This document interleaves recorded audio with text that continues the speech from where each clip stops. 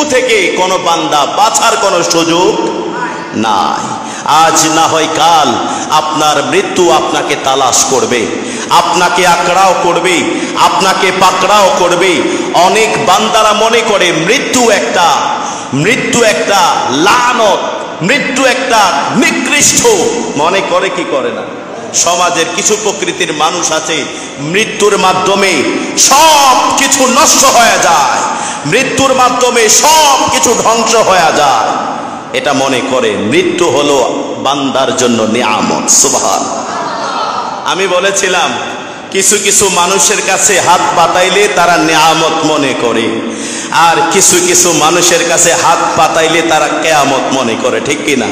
কথা ঠিক কিনা? তাহলে কিছু কিছু বান্দার জন্য মৃত্যু হবে নিয়ামত, আর কিছু কিছু বান্দার জন্য মৃত্যু হবে কিয়ামত। ঠিক কিনা?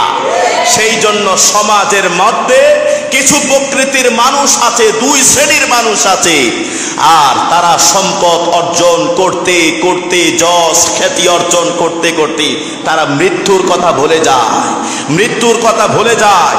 ওই সকল শ্রেণীর মানুষরা মনে করে আমার মৃত্যু হয়ে গেলে লক্ষ লক্ষ কোটি টাকার মালিক, ব্যাংকে টাকা পয়সা ধন দৌলতগুলোর মালিক কে হবে? এত সুন্দর কষ্ট করে মাথার ঘাম পায়ে ঝরিয়ে এত কষ্ট করে সম্পদ জড়িয়েছি, সেই সম্পদগুলো আমার মৃত্যুর মাধ্যমে নষ্ট হয়ে যাবে, ছড়িয়ে ছিটিয়ে যাবে। ঠিক কিনা বলে? আপনার এই সম্পদ একদিন, আপনার এই সম্পদের মা থাকবে না, বাবা থাকবে না।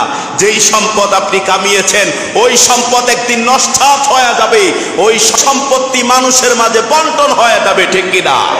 আপনারা সোশ্যাল মিডিয়াতে দেখতে পেরেছেন একজন বড় ধনাঢ্য ব্যক্তি, তিনার ঘড়ি হলো স্বর্ণের, গাড়ি হলো স্বর্ণের, এরোপ্লেনটা হলো স্বর্ণের, তিনি যে পালঙ্কের মধ্যে শুয়ে ওই পালঙ্কটাও স্বর্ণ, তিনি গোড়া বিল্ডিংটা যেটা তৈরি করেছেন এটাও স্বর্ণ দিয়ে খচিত। সুবহান।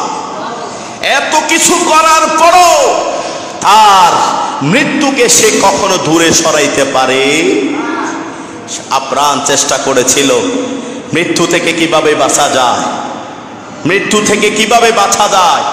আপনি হিন্দুদেরকে প্রশ্ন করবেন তোমাদের মৃত্যু আছে কি আছে না, তারা বলবে হ্যাঁ আমাদের মৃত্যু আছে।